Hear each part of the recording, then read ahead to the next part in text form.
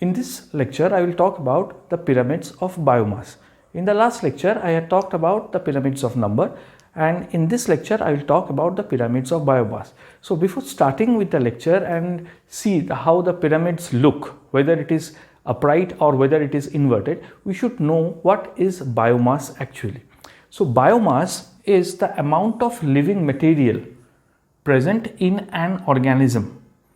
So it's the amount of living material or amount of living matter which is present in an organism.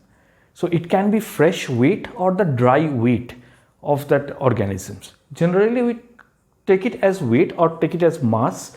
So if I say biomass of herbivores, or say let us consider a terrestrial ecosystem. So I'll write that itself, so it will be clear again. So let us consider any terrestrial ecosystem. There can be many types of terrestrial ecosystem. Let us say a terrestrial ecosystem. In terrestrial ecosystem, so there are producers. What are the producers in case of terrestrial ecosystem? All the green plants. It can be the grasses. It can be the shrubs. It can be the smaller plants. It can be the big plants. So all these are the producers. So what is the biomass of the producers? If you combine all those things and take their weight in form of them, or calculate their mass at a given period of time, it can be the fresh mass or it can be the dry mass. So that is actually the biomass of all the producers. So let us consider a terrestrial ecosystem, and say that in the terrestrial ecosystem there is a specific biomass, or the quantity of biomass is there. So the producers will always have their biomass. So let us say so, and we know in ecological pyramids, to draw the producers will be always at the bottom. So we have the producers, and this is the biomass of the producers. Okay, now what will be the biomass of, let us say, the herbivores or the primary consumers?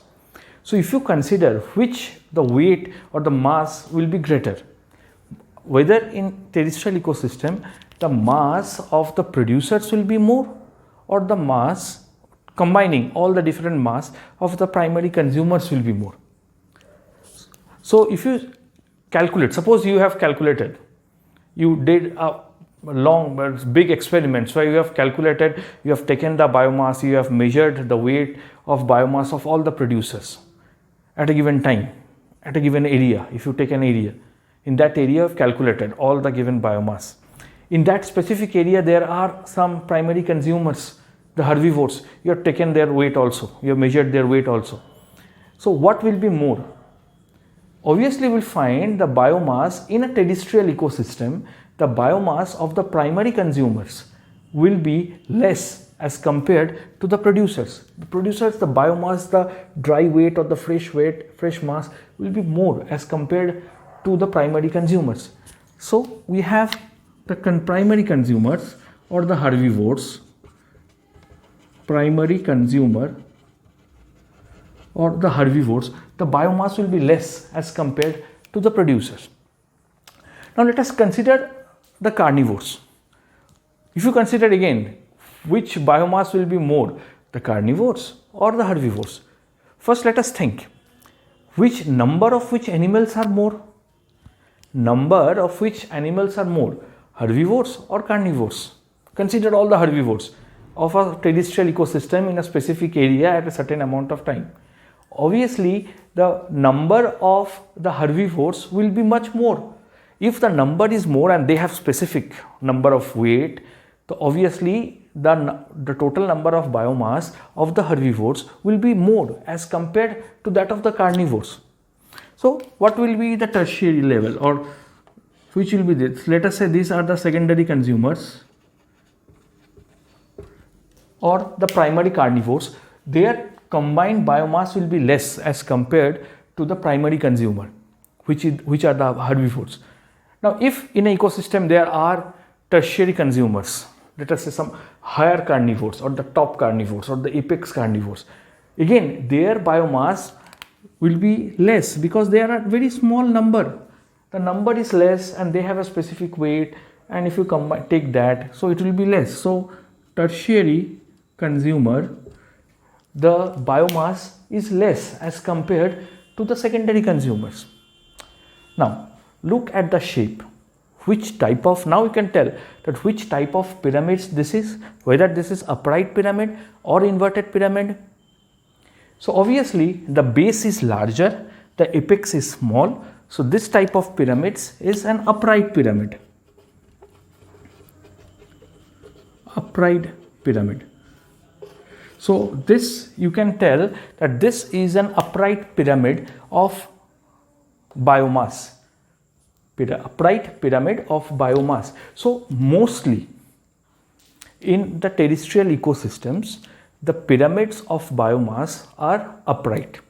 I have just taken a larger amount, larger quantity of thing. I have said that it is a terrestrial ecosystem. So I have not mentioned whether it is a grassland ecosystem, whether it is something else. So in a terrestrial ecosystem, if you do that, you will find the terrestrial ecosystem most of the cases, the pyramid of biomass is always upright. But let us consider an aquatic ecosystem. Let us say a pond. Let us consider a pond. So I will clear this part. So now I am considering a aquatic ecosystem. I am explaining the pyramids of biomass. Now I am taking example of a aquatic ecosystem. Now in an aquatic ecosystems, what are the producers? Producers are algae, which is present, which can photosynthesize. So algae populations are there. Now if you take a pond and if there are algae which is present, so there is a pond. So let us say a pond is there, this is the land, this is the water level, and there are algae. All these are algae. And if you consider, because algae are the producers, they can do photosynthesis using the sun's rays. So if you consider all the algae population together and you take the mass of it, you measure the mass of it. So let us calculate that. We take a measure the mass, and the mass is like this. So this is the mass, biomass of the producer, which is the algae. And you make a block, you make a graphical representation. Now what is the primary consumers?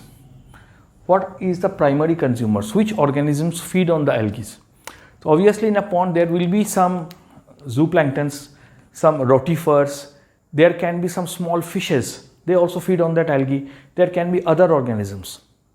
Now tell me which weight, if you combine all that weight of that, which weight or which mass will be greater? Whether the mass of that combining the algae or the producer is larger, or combining the mass of small fishes, rotifers, some other herbivores which feed on this algae will be more. Obviously the combined weight of the small fishes, rotifers, all other organisms which feed on this algae is more. The combined weight, the combined mass will be more. So the graph, you will see, this is the primary consumer. In the primary consumer, which we have small fishes, we have rotifers, we have some zooplankton. All this combined biomass of this will be more as compared to the algae.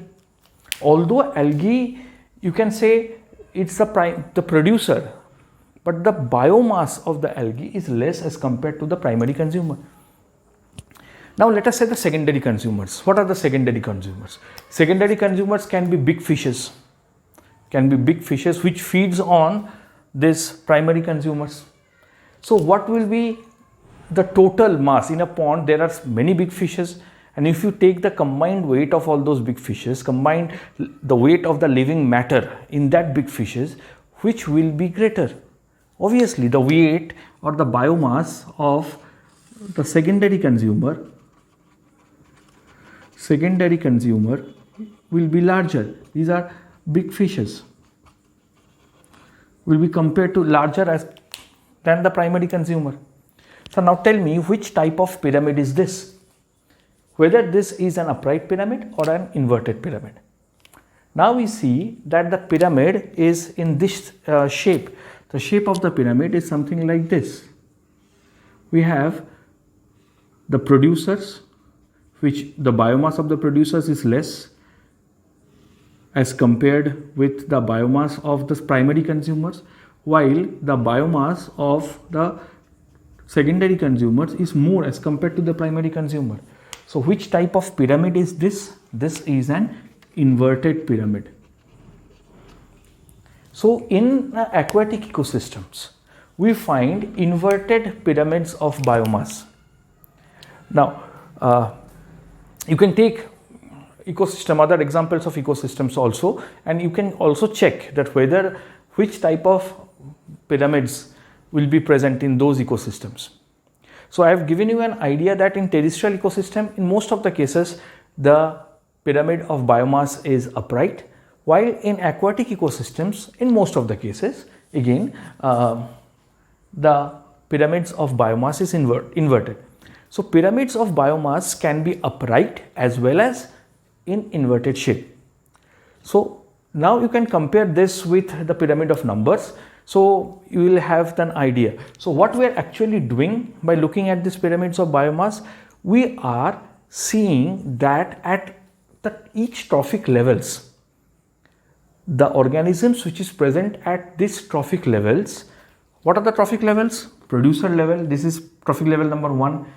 This is primary consumer, always trophic level number 2. The secondary consumer, trophic level number 3. So you are seeing, we are comparing the biomass of those organisms which is present at different trophic levels. So biomass can be of two types. The pyramids of biomass can be of two types. For an terrestrial ecosystem, the biomass in most of the cases is upright. So the biomass of the producers will be the highest, while the biomass of the secondary consumers and the tertiary consumers will be less.